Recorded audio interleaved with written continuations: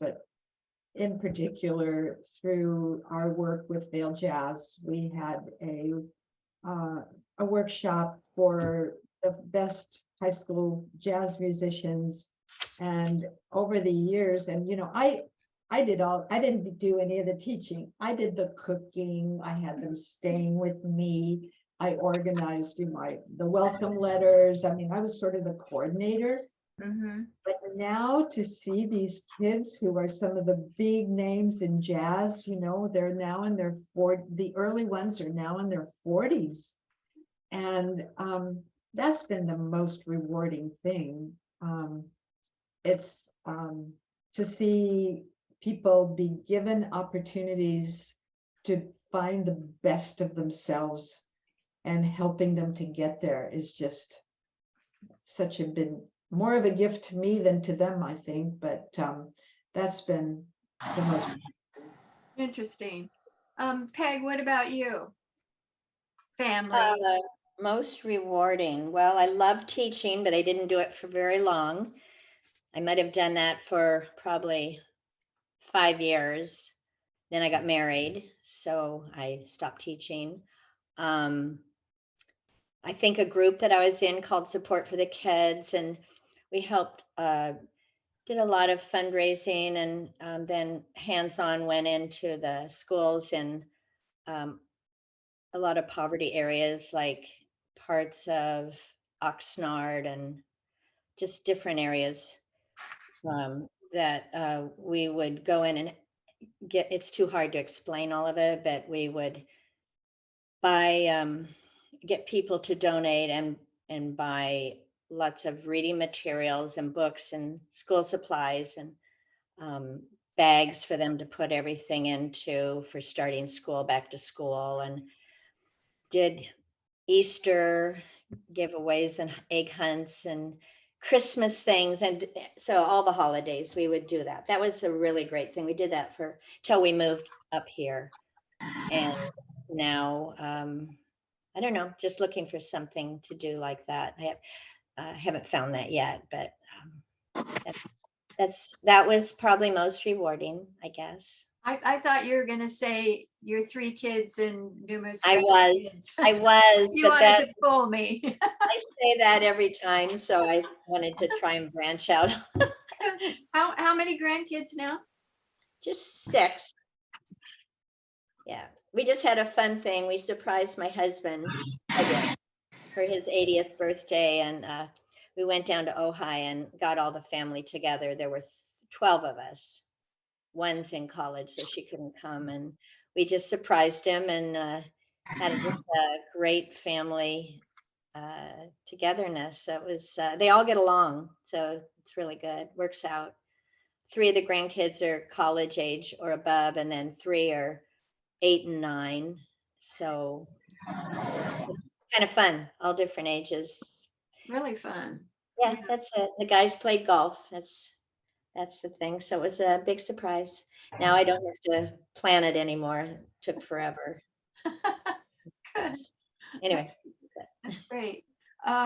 Linda, why don't we go to you? Yeah, I'm like Peggy. I was going like, should I talk about my family or should I mean, because this weekend we had my 1-year-old grandson's birthday, and that was really fun. He was running all over the place, and so everyone was having so much fun, playing with him. It was so much fun. But I mean, I love certain things. I love like reading new material, traveling to new places, but the thread through my life of besides working and my work, the thread has been, okay, I'm not a talented artist like Karen, my friend, and like Anne, musician, but I write really well, and the thing I love that I'm best at is doing political stuff, because I can convince people. I can hold enough things in my mind to change people's minds about how they feel about their voting. And I've been since high school when I left, I ditched to work the Kennedy, you know, for Kennedy in high school. I've been active almost every year in politics. And I have friends from that. And in every election, I've worked so hard. And it's a love, hate, love, unless it turns out really bad, it's hate. But it keeps me vital and thinking that I can make a difference even when I'm so upset about what's going on in the world. It makes me feel like I can make a difference. And therefore, it makes me happy. And then when I see that some of the things we did make a difference, I'm I'm ecstatic. Like the last election, I feel, yeah, Linda, some of the things. what's your analysis of why the red wave didn't happen? Because that was ahistoric. Well, I think it was such, like Michael Moore said, it's not going to happen. And he said why, and he picked out all these reasons. It was such a hype because it's all the messaging that I feel that the Republicans, I don't want to make this into, because I don't know how everybody feels, but I feel that the messaging, the Republicans are so good at messaging, and the Democrats are not good at messaging. Mm. And so this lopsided stuff comes out just because they say this is going to happen. And so we believe. And so I think that was, to me, that was a lot of it. And that people just didn't buy what Trump was saying, what was selling. And he blew it. He really blew it. And there was a couple a couple races that the Democrats really blew it because they put up the progressive candidate instead of the moderate, and they blew it on that race. So that's, I mean, I knew on the primary, I knew that, oh God, they're going to lose that because the progressive candidate won in the primary. I think that people forget that they're not the only one that's going to vote. They have to look at who else is going to vote for that candidate. Anyway, I feel it gives me so much pleasure to go out and make it, be active and make a difference. So I think that's for me. I feel that's my way of helping the world, because if I can get a client, I can get a candidate in who believes and going to do something about global warming, I feel like I've made a difference. Yes, for sure. Are you still active Yeah, right now? I can't tell you how many hours a day for this last election, and I thought I was going to be done, but there's still a runoff, so I'm No, still getting the stuff that to runoff do is for the very next until important. December. Yeah. Yeah, Every that day. runoff, we need Every you. day. My texts, my emails, and can you I'm in the theater. Can you be at this phone bank? That's the way it is, and I like it.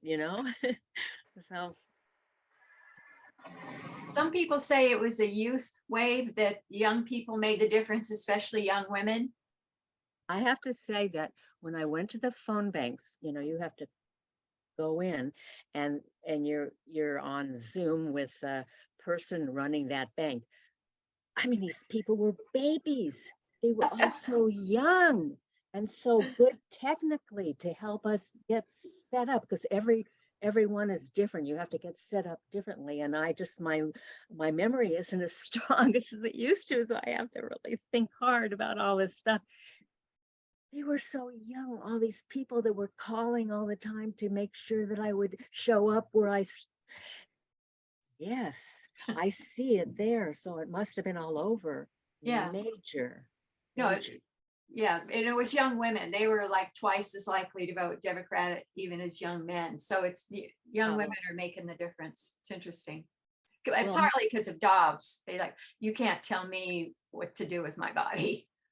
Right. Oh, well, that was a big thing, the abortion thing, the And we're the generation that the remembers. Supreme freedom Court zones. got screwed, haha. Yeah. And we remember from our youth, pre-Dobbs. Yeah, I know I had a friend in Berkeley, Okay. my boyfriend, his sister went to Tijuana to get an abortion. Yeah. It wasn't easy. And why don't we go to you? What's been rewarding? And you're muted, my dear.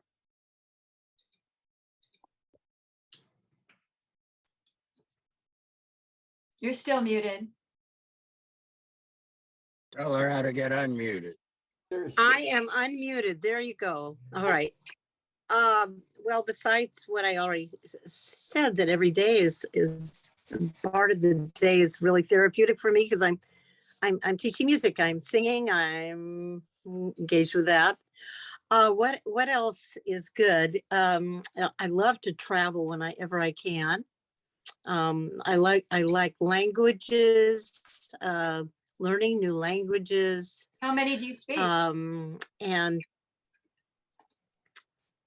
well, I don't speak any of them very well, except for English, but I don't know. I can sing in about 12 different languages. But the thing that got me really happy recently is I am a monarch butterfly farmer in my spare time, which I don't have much of, but these little creatures take up a lot of my time. One day when I was teaching a butterfly song to some little kids.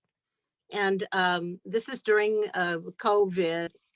And I was completely online. But one of my students who had a couple of butterflies that they were raising brought me an egg and some little worms, little things. And I grew them, but I wasn't very successful at them, and I killed them. They didn't do very well. I felt so guilty because monarch butterflies are so beautiful. But anyway, so I got hooked, and now I have butterfly netting in the back where I raise butterflies. I raised I guess about 60 of them last year. About Wow. 75 this year, and I'm going to attend a conference in, I guess it's San Luis Obispo in January. It's the World International Conference for Monarch Butterfly Preservation. So I've really gotten into it and taking photographs of these beautiful creatures and I name them all kinds of names. I always name each one and date them and say, if it's a male or a female, and report back. I'm on 2 Facebook groups that we talk about monarch butterflies all the time. How in the heck can you tell the gender of a butterfly? There's a little difference that's if you ever look at a monarch butterfly, in the lower parts of the wings of the male are 2 big black dots. Oh, That's how you tell. oh, I know what they are. Okay. What are they? Patty, Beth? I put out milkweed all over my backyard, and it hasn't developed. Well, here's the thing. I have about 20 milkweed plants in my garden at my house, and they don't seem to want to do anything. They get killed by wasps. They eat them. They get killed by the fact they don't get enough nutrition or whatever. So what I do is I have to go out there and I look for these very teeny little things. They look like little white pearls. I cut them off the leaf and I raise them inside in plastic containers and then put them in the butterfly nets and they grow into beautiful butterflies. So you have to go out there and look under the leaf, cut, or look just and find the little tiny thing. So this has become a thing with me, the butterflies. Other than butterflies travel, my family who's spread out all over the place. I've got one kid in France, one kid in Maine, and one kid here that doesn't talk to us for some reason, doesn't want anything to do with me. And I don't know why. It's been a big sadness, but it is what it is. You know, I can't think of anything else. I like to create things. I'm a very creative person and I love crossword puzzles and can-cans and I do them every day to keep my brain going. Interesting. Let's see. Kent, are you near the mic? I am, I think I am. Yeah, we hear you. Oh, well, one thing was that I had a real good job when I was in Mexico. I was already out of bullfighting. I couldn't do it anymore.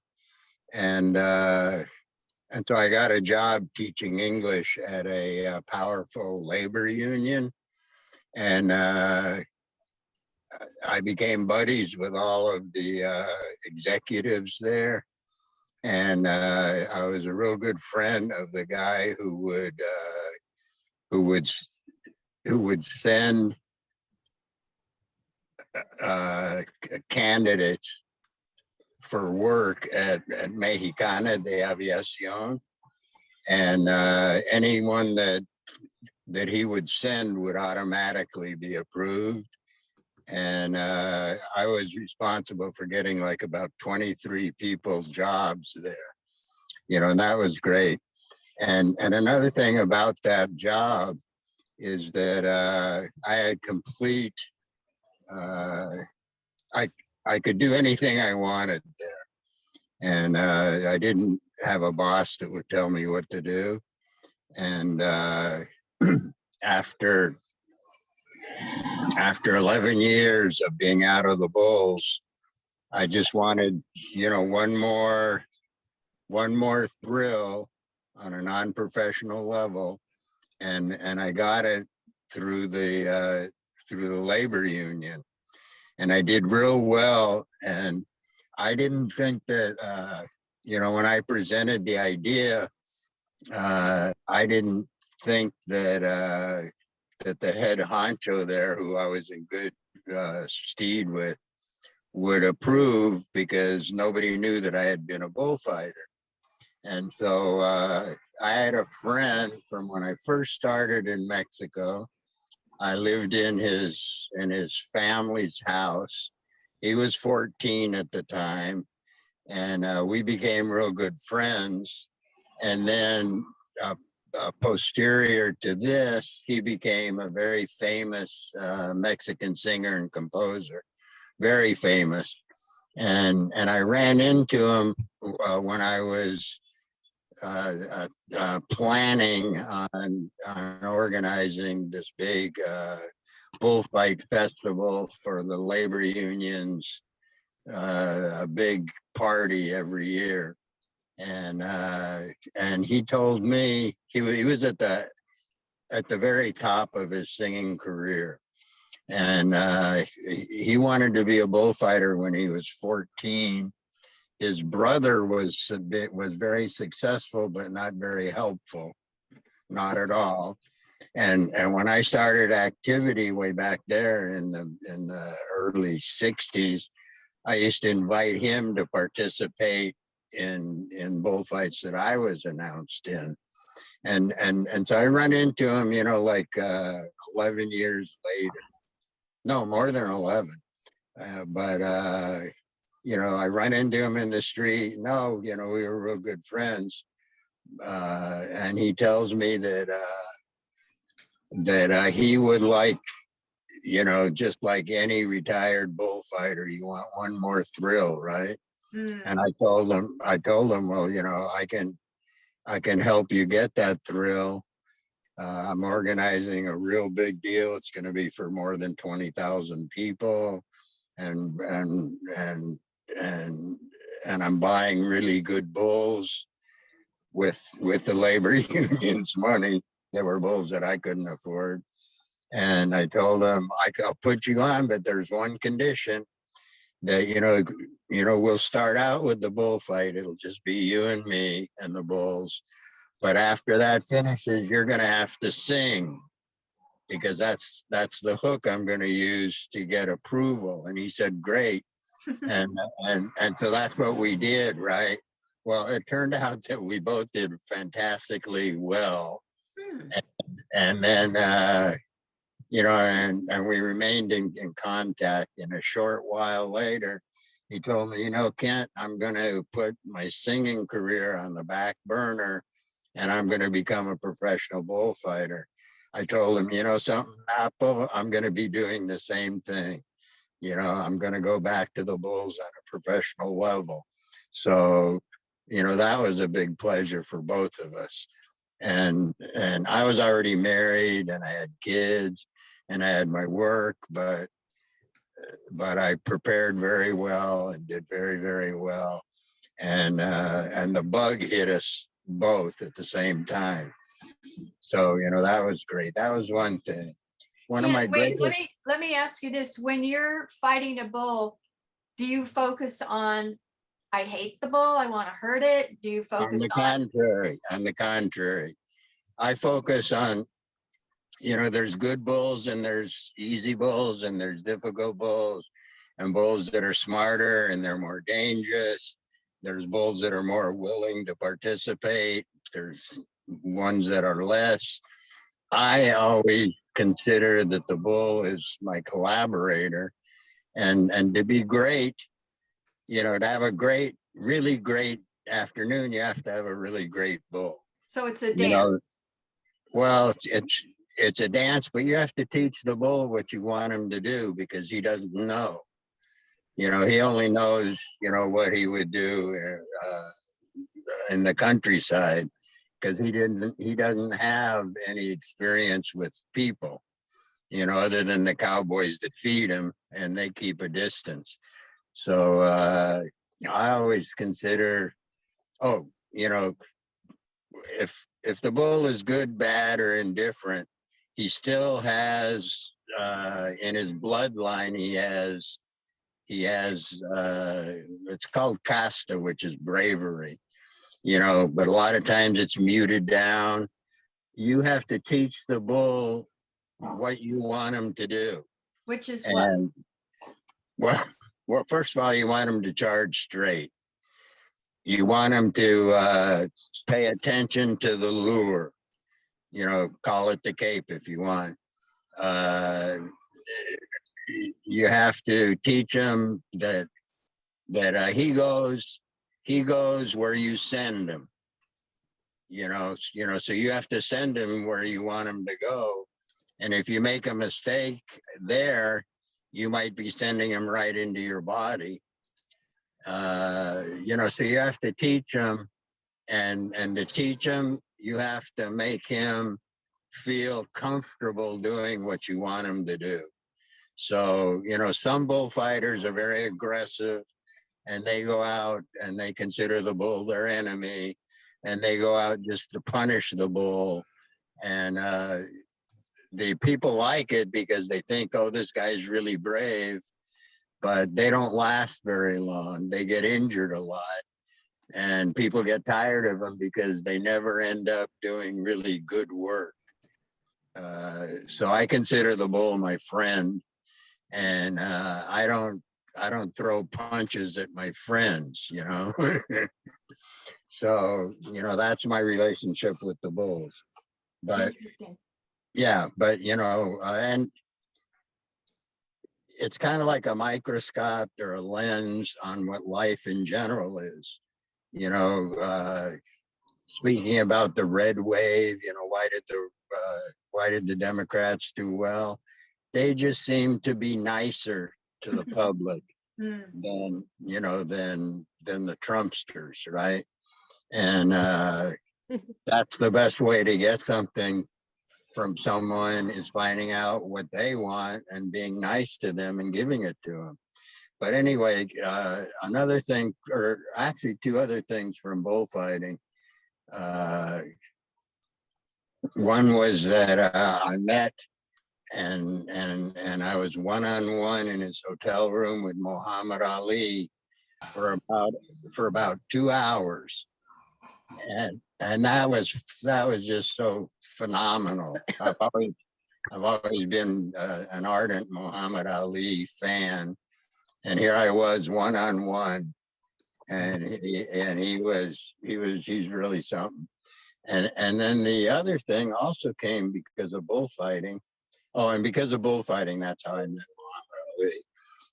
And the other thing was my oldest sister and I, we were 4 kids. I have a twin sister, a middle sister, and my older sister. I'm the youngest.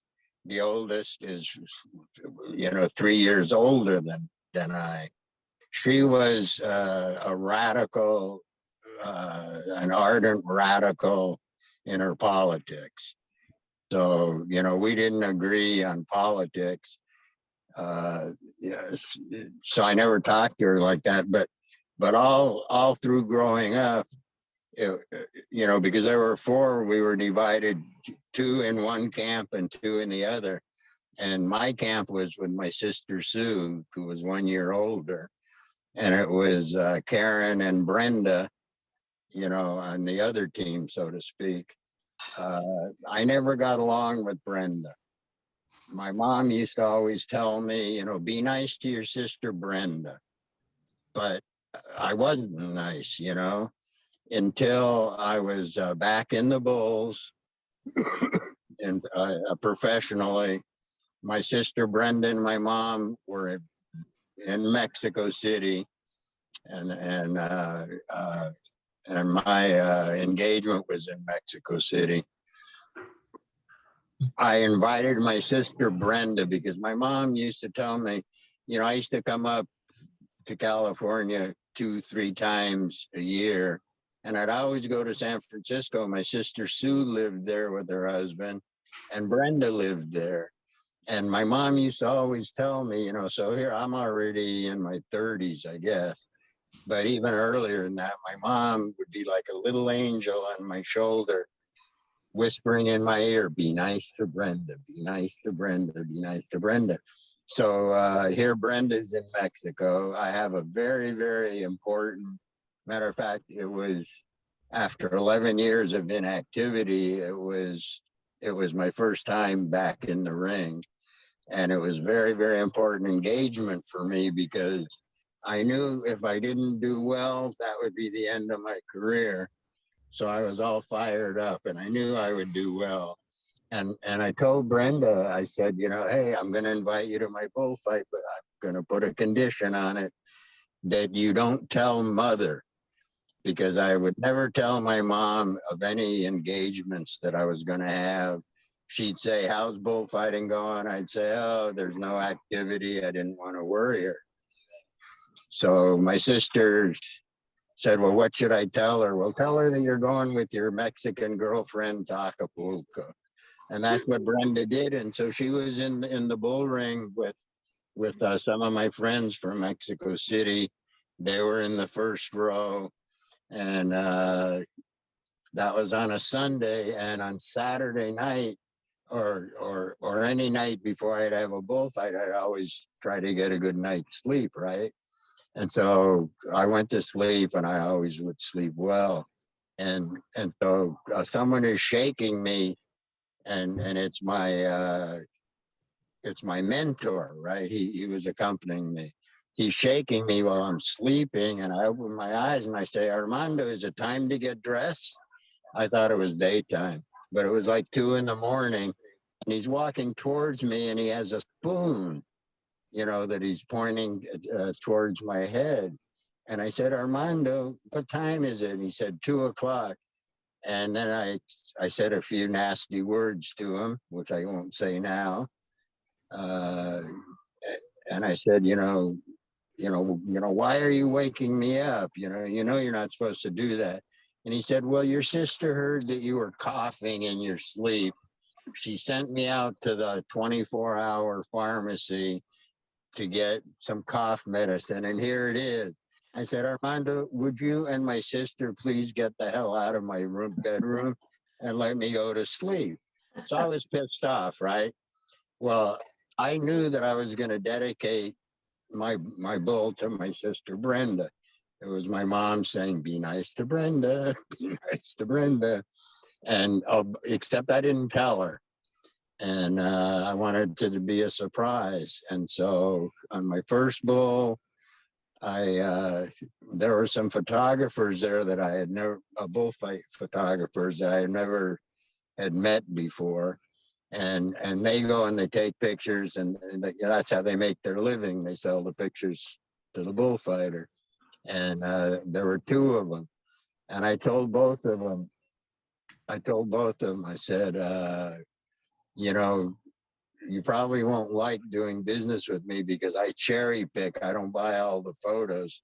I don't buy the ones I don't like, but I pay you well for the ones that I do. But I'll pay you well for the 100 of pictures that you take. Here's the condition that you have to get a good picture of my dedication. So I got a perfect, so here's how you do the dedication. You walk over to where the person is sitting, you say whatever words you want. And I said to her, and remember, we never got along. We used to fight like cats and dogs all through life until we were older. Well, actually, until I broke her nose when I was 14. And then she didn't want to fight anymore. She didn't want to pick on me, but so you go over, you say your words. I said to her, Brenda, and I said in Spanish because I knew she would understand, or my Spanish friends that were sitting right next to her would translate. I said, I'm dedicating this bull to you. It's a very important engagement for me. I hope I do well, and I'm dedicating to you because I love you. And okay, that guy's cheering my story. And so, and I did very, very well. That launched my comeback, which was successful. Well, what I did with the picture of the dedication, it shows, and you throw your hat up. So you turn your back to the person, and after you say your words, you throw your hat over your shoulder to the person, right? And that person is tries to catch it, the hat, and you try to throw it accurately, but you can't see the person. Your back is to them. And in that picture, it shows Brenda where she's totally recognizable. It shows the hat about, I don't know, maybe 2 or 3 feet in front of her, flying through the air. It shows that her hands are in perfect position, and you see the photo and you just know she's going to catch it. And I did real well, right? So that photo I had enlarged to poster size and mounted, and I sent it to her in San Francisco, right? And so the next time I'm in San Francisco, I always stayed with Susan and her husband. And Brenda didn't live far away, and she used to always, say, well, let's go out to dinner. And so she said, let's go out, why don't you come over to my place and we'll have dinner on Friday. And I said, honey, I'm sorry, I can't. I'm going I'm going to Berkeley. I have plans with Danny Hayden. And she said, well, cancel it. And I was just ready to say, no, I'm not going to cancel, why don't we get together on Monday? And my mom is on my shoulder again saying, be nice to Brenda. So I said, okay. So I go over at 8 o'clock, I knock on her door. She opens the door and it's dark inside, right? And as soon as I walk in, the lights turn on, and like jumping jacks, there's people from behind the chairs and behind the sofa, and you know, jumping out like a jack in the box and applauding, and She planned it. yeah, that was for me. My sister wanted all of her friends to meet her brother.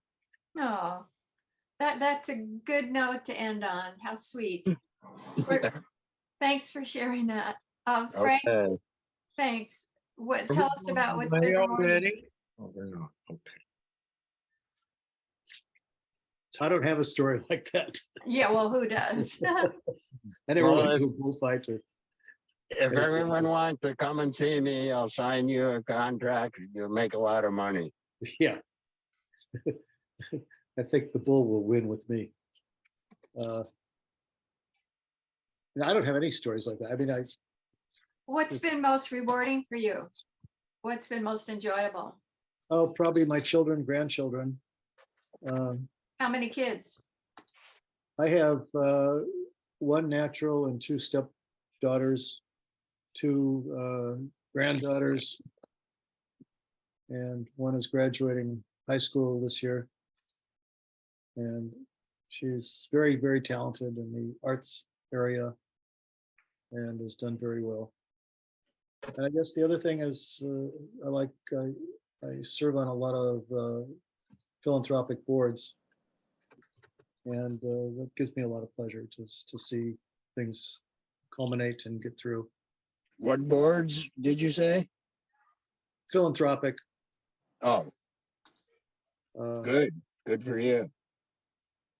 But it costs, I found out it costs a lot of money to serve on those boards, I'll bet.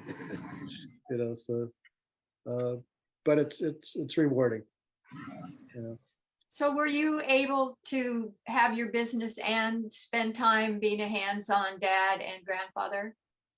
Oh, yeah. Well, I retired before my grandkids were born, so, but, yeah, I mean, I was a single father for 10 years, at least 10 years. Did the kids go back and forth? I just had one kid at that point. And yeah, she went back and forth, and I think the most rewarding was when she told me at one point, Dad, you really made a nice home for my friends and I. And I thought that was pretty special, being that I hadn't thought of it as that until that happened. And what So- about in your business? What was rewarding? In the Oh, camera? my business, it was growing the business and becoming a spokesperson in the photo industry, and being sent all over the country for making speeches and things like that. But that wasn't as rewarding monetarily as other things could have been. It was a hard work. Hmm. Hmm. Running a retail store is not an easy task. Hmm. Yeah, you have to constantly be on your toes. And, I always define it, there's a 15-minute period during the day where, and you don't know when that period is, when the phones ring off the hook, you got a customer with a legitimate complaint, and you got some other crisis, but it only happens during one 15-minute period of the day. And you have to split yourself up into 5 different parts. Yep. Thanks. Joe, let's go to you. Gosh, travel, teaching, and writing are my favorite things. And also watching TV with Carol. She and I recently heard people talking about jazz, and she and I just went through the Ken Burns series on jazz and found it just quite wonderful, as well as a recent movie that just came out about Louis Armstrong. And I don't know, it was so absorbing to get into, you know, musicians and improvisation and, you know, all kinds of things like that.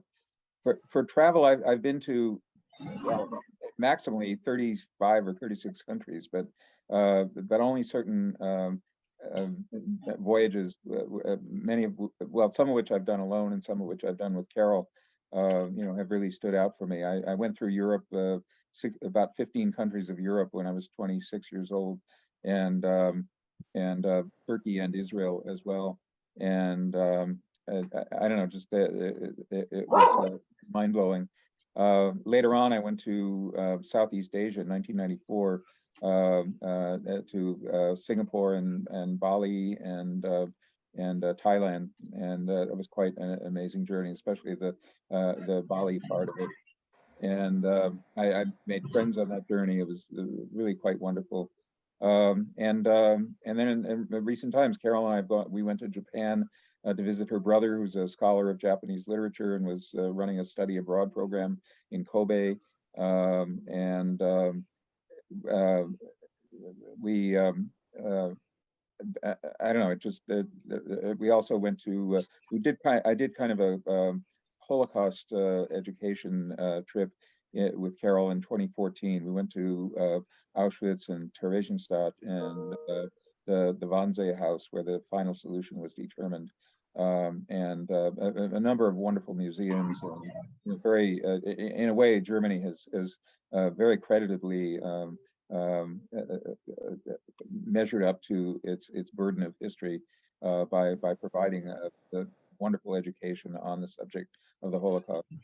And then in 2015 and 16, we went to Ireland. 2015, we rented a car and drove from Dublin all the way to the Aran Islands in the west. And then 2016, we spent, I'm a big James Joyce fan, and we spent a lot of time in Dublin on Bloomsday, the day that is written about the Those are Carol's ancestors too, right? The and Irish. we visited Carol's ancestral town, yes. Shanballymore, which the name of which I love. Anyway, it was quite a wonderful journey, and so and right now I'm sort of missing travel because of COVID and a number of other things. We haven't been so mobile as we used to be. And teaching, I love the classroom setting. I love making friends with students. I have a long-term sort of Zoom conversation relationship with several students, and I don't know, it's just been wonderfully fulfilling for me, and I hope for them. Anyhow, that's basically my story. I don't have any major bullfight stories that I can tell, but I'll sign you up, Joe. pardon me. I'll sign you up. All right, I'll think about it.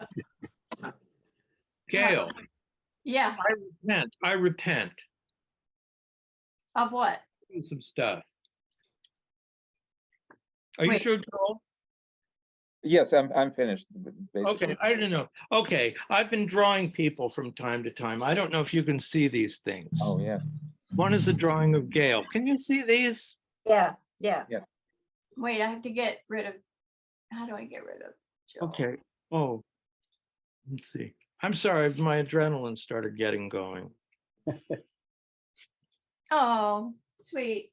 There's of there. Can you see it? Can you see these things? Are they Yeah. Yeah. blown up? I'm still getting a big Joel, so I can't see them very well. You're getting a big Joel. I get a big Joel. Go to gallery view. Yeah, go to gallery view. I do myself. Yeah, Yeah, it you says can do it. view at the very top. It's like with Okay. a lot of little squares. Okay, and I just get a big, I'll get a big pictures Wait, I'll undo. Go to speaker view, speaker.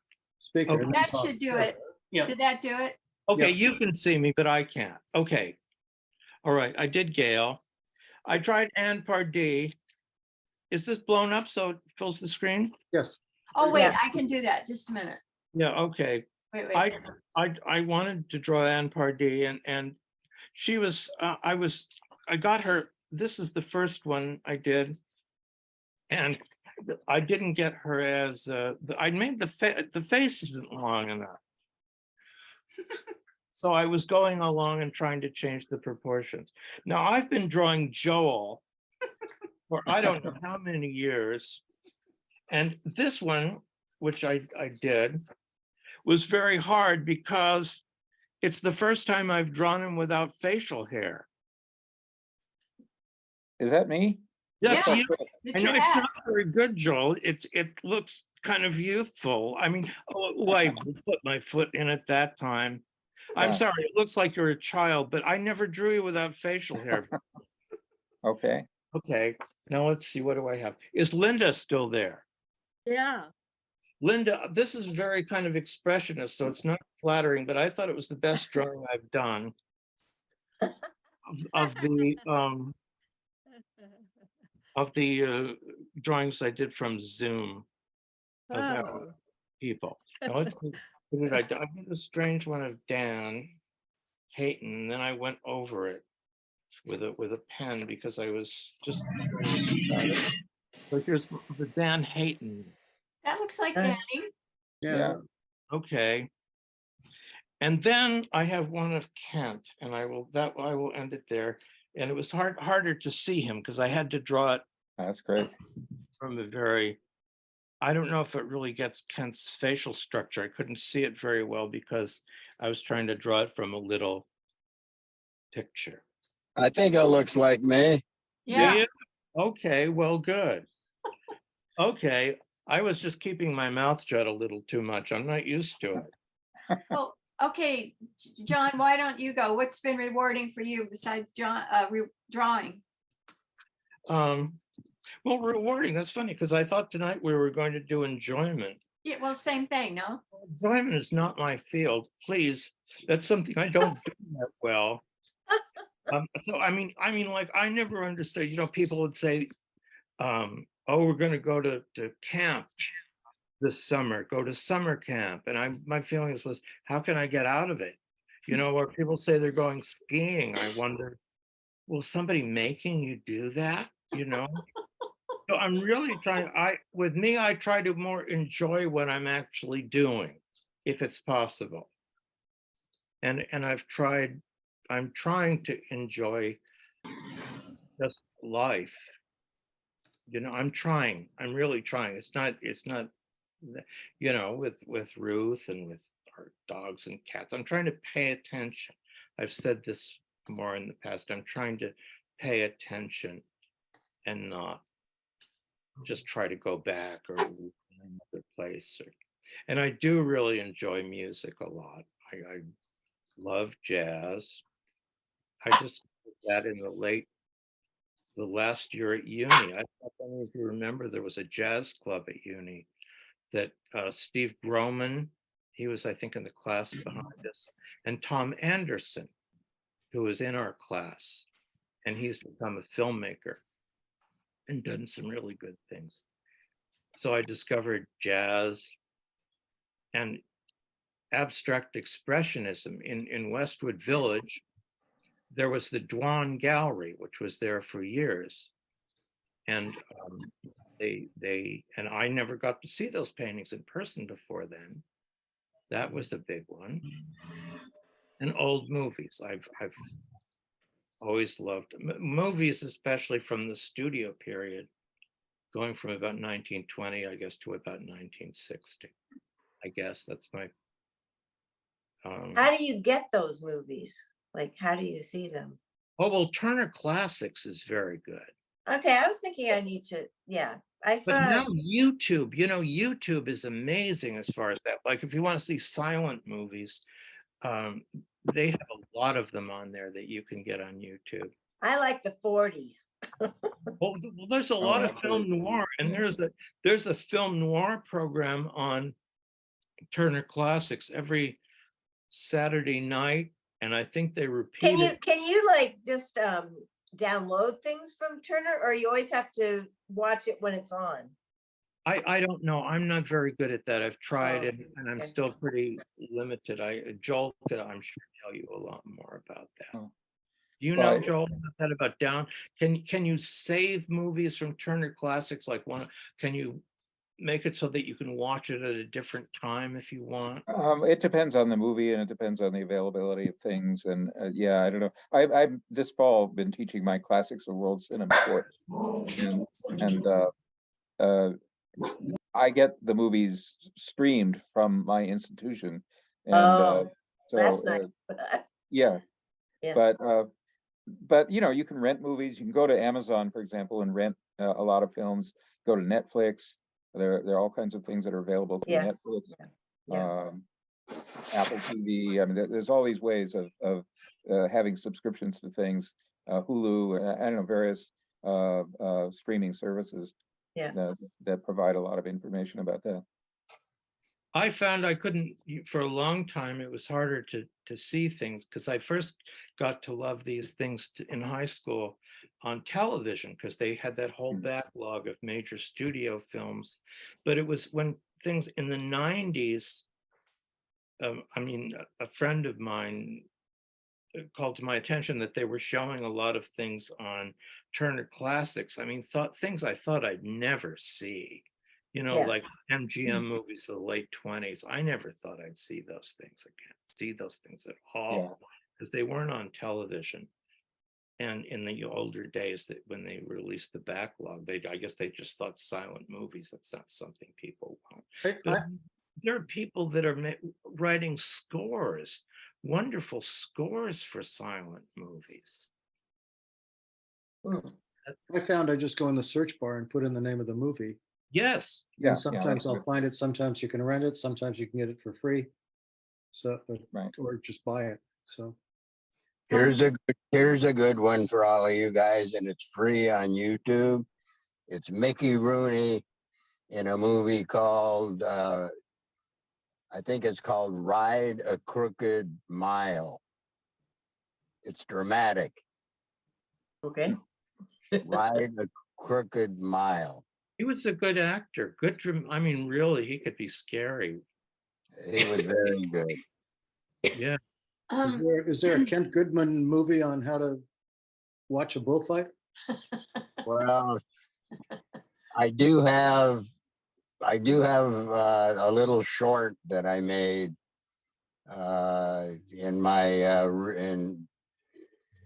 in the bullfight where my sister Brenda was, and I have a website, but I haven't posted anything on it. My website is my name, Kent Goodman, I think it's called. And it's either called that or it's called US Torero, Torero. And I'm gonna put some stuff up. My son is gonna help me do that. Okay, I want to see it. John, why don't you end with an example of what you appreciated today? How it works in a, mundane kind of milieu.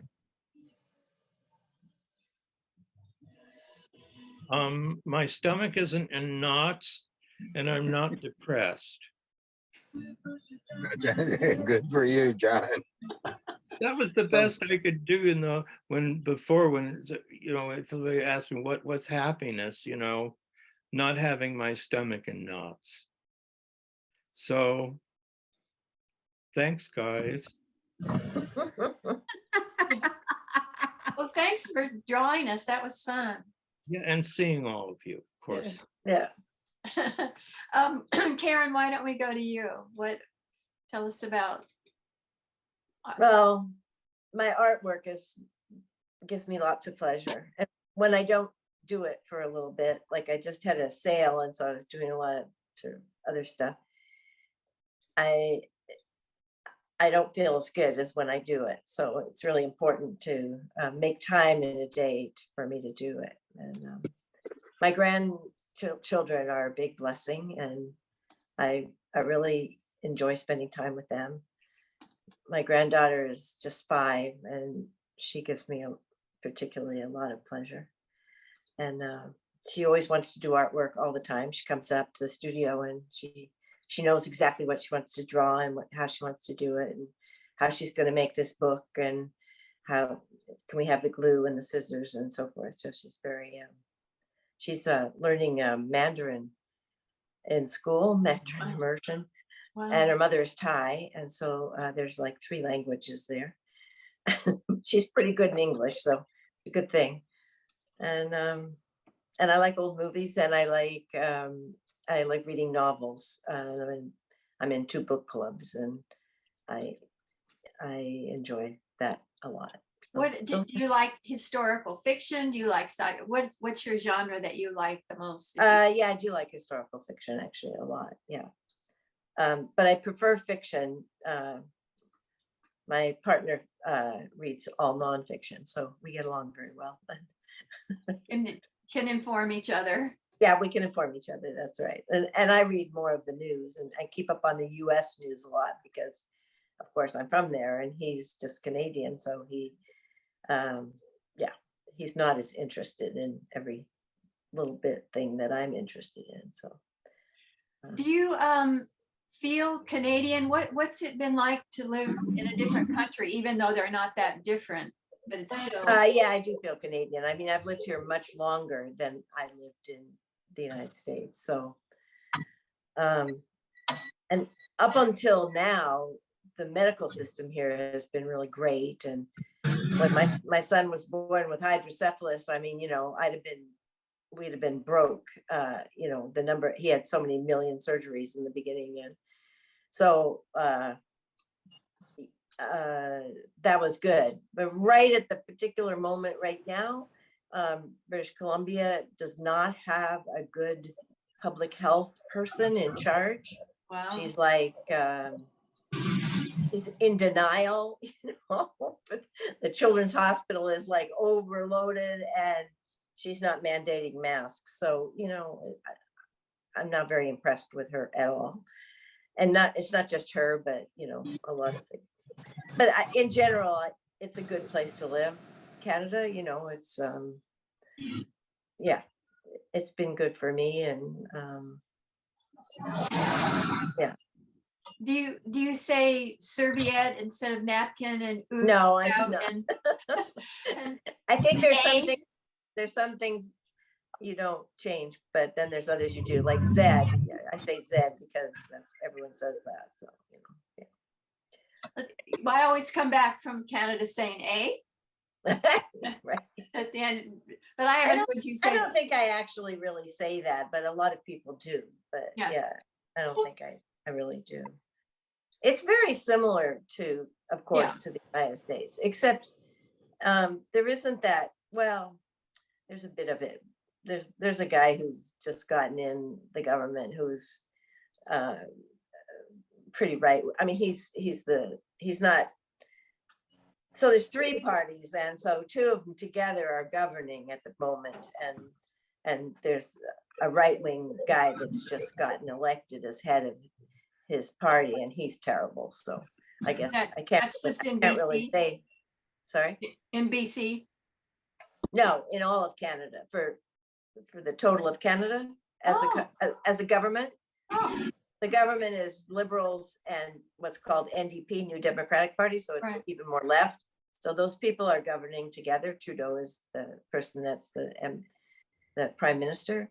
But in opposition, there's a sort of right-wing guy who's really crazy. And if he would never get elected in Canada, I don't think. But he's got these truckers, these truckers were oh yeah. In blocking things Toronto. in Ottawa, making a lot of noise and being obnoxious. So yeah, there's not so many people that are like that, but it's startling to see it. Yeah, neat. Don, we need to hear from you. Thanks, Karen. Frank had his hand up, so why don't we go to Frank next? Okay. I just had an interesting question. I was out with some friends yesterday, and we were discussing wine. And we were discussing if our parents ever had wine the way we have wine. I could, all of us could remember our parents having a cocktail or something like that, but never talking about wine at the table or anything like that. And I'm just wondering if any of you have experienced anything like that. My parents didn't drink. They didn't drink, but just a cocktail when they went out or I something. don't think they drank anything. We never had mom mine later except years was drinking around wine. Christmas, there'd be Liebfraumilch or something like that. Well, if it was a Jewish holiday, they had Manischewitz. Yes, Right. That's what I first got. What happened to from. Mogan David? the Moga David wasn't around yet Oh, when we were kids. okay. And my cousins and I got a little sip, so I always liked that. Yeah, we did that too. We always got sips. I think my parents' philosophy is that if it was always available and they were open about giving it to us. Yeah. And the same thing about smoking. They didn't smoke, but friends would smoke. But especially about liquor, they always gave us little tastes and everything because I think they figured their philosophy was, if it wasn't such a taboo when you were young, that then you wouldn't be so tempted as, a fake grown up kind of thing to go out and binge on something when it was so available and it wasn't a taboo, because when you're a teenager, you want to try things that your parents wouldn't tolerate. So consequently, I don't drink very much at all. Only socially once in a while. Don, tell us about your life. Well, I don't want to cut it short, but I am expecting a phone call. One of my pleasures in life is actually still serving this country. I spent a number of years going off to war. Vietnam, as some of you guys remember. Yeah. Some of you probably burnt your bras and lit up your draft cards. But I was fortunate enough to stay here on this side of the Pacific Lake. Yeah, me too. But I did serve my country for 8 years. And then I took a break and then I went back. I was thinking about my country and what I wanted to do. And the Coast Guard jumped into my face, not literally, but kind of snuck in there. My dad was a coastie in World War II. So I've gotten a lot of pleasure. As you can see on my name there, I still am. I'm in what's called the Coast Guard Auxiliary, which is a paramilitary extension of the Coast Guard. And basically our main focus is on boating safety.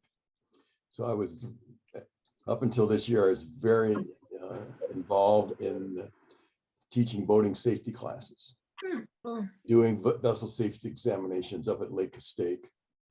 But we all have, I'm gonna say this, and I'm not trying to be funny, but we just start getting life just right, and God says, come here. And pardon the expression, but that clock is ticking on us.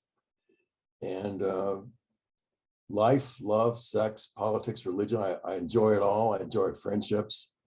I enjoy my family. My wife and I have been married for 51 years. We have 4 grandkids, all under the age of 3. That's a handful, as you know. But I'm looking forward to seeing you all again. I miss what was it? We used to go to the park. I'm sorry, I got a mental. Rancho Park. Thank you. Yeah, I enjoyed that very much. Or uni, when we did it at uni in the afternoon. I never made it at uni, but I made it to the Rancho Park ones that I could make. And then the museum we went to that one time, that was a lot of fun as well. Were you in a Y club at uni? No. If you'd known me, I was a wallflower. No, I'm not trying to be funny. But what I remember about you is that you were very tall. Is that true? Well, with age, I'm now 6'3". Still very tall. That's what I remember about you. Could you say a word, Don, about making a marriage work for 51 years? What makes it work? You really want to, I can expound upon this, but it basically comes down to each one of you has to work at it 100%.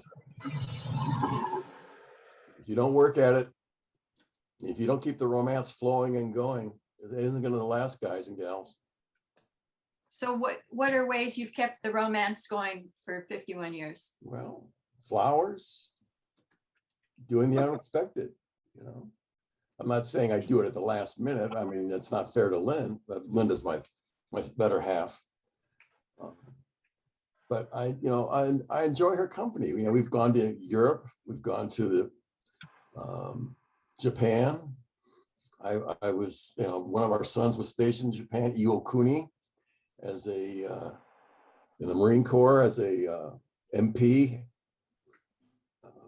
I've been posted to Korea 4 times, been to the Middle East twice, 2 different wars. It's, you know, life is short, and you know, when you get into a war zone, your priorities change very, very quickly.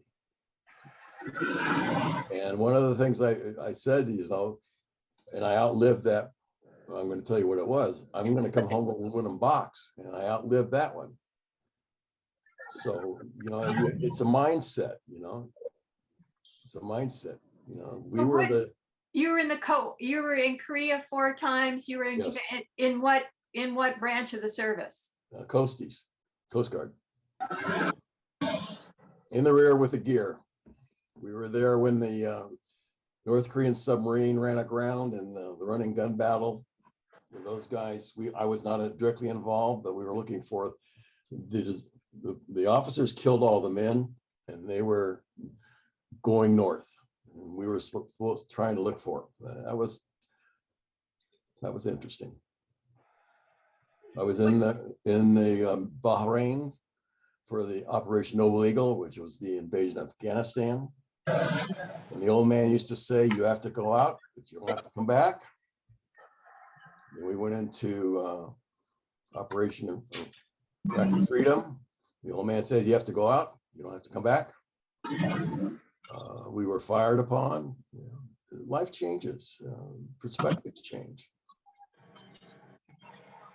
And to me, a conversation is I enjoy answering questions. I don't like to get up and give speeches.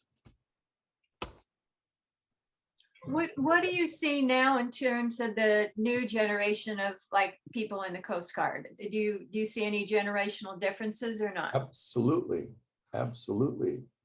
I don't know what they're teaching them in school, but there certainly isn't patriotism. It certainly isn't thinking about the greater whole of this country and which direction we're going. Some people believe we're going to have another civil war. If those talking heads are right, look out, boys and girls. So do you think we're going to have a civil war? I hope not. A friend and I have a bet, a steak and a beer dinner. He thinks it's going to change. We will not make it to our 250th birthday, and I, on the other side of the aisle, so I think we will make it to our 250th birthday. And you and I will still be alive. Knock on wood. We'll still be alive to see that day. So Folks, does that mean you like Trump? Let's put it this way, and I'll use a parody here. Okay. The parody is it's UCLA's game to lose. What? I didn't. I hear don't. you. We don't get it. What did you say? It's Remember in UCLA. football, I'm the UCLA grad, and we always used to say, and I don't care who you play, it's always UCLA's game to lose. You know, politics is politics. The promises are being made, and you and I, the middle class, have to pay for it. Where's this money coming from? You know, with my MBA, you know, I was exposed to a lot of monies and problems monetarily and management. We've got some real bad problems here, and I don't know how we're going to resolve them. You know, we've got both sides have gone too far to the left and too far to the right. There's no middle ground, and we need that middle ground. I mean, look at today. JFK and RFK could not run as Democrats, literally because of their political stance. And Nixon couldn't run as a Republican. He'd be too. Absolutely. Absolutely. Reagan. I don't know what we're going to do, but if we don't come together, doesn't matter what color your armband's going to be, we're all going to lose. Bush is trying. I mean, Biden is trying. I think he really is. I think he's trying, but if he's listening to, I don't know who he's listening to. We are all his age, and some of the things he's saying, I'm going like, I would never say that. I would never say that in public. Even if I thought it, I'd never say it. Folks, I'm afraid I have to leave. Me Carol too. and I were planning on No, doing something this we're- evening. We're good. This is a fascinating conversation, and I Yeah. really hope for middle ground as well. I agree with Don about that. Too. And, I think hope is our best asset, I think, in all of this. Thank you, everyone, for joining. Thank It's you, so much Gail. Thank you, fun. Gail. It's so Gail. much fun. Looking forward to you very much. I'm gonna post, Thanksgiving to everybody. I'm gonna post this on YouTube. So Thanks, Gail. I enjoyed seeing everybody. yeah, it's Yes. great. Hope to Thank see you you all. all at When- the, Thank in you. May. When's Thank the you. next meeting? I'll let you know.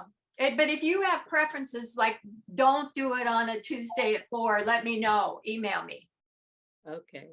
Mondays are good for me. Okay, Thank you, Okay. Gail, so Bye-bye. much. Thank you. Bye-bye. guys, bye.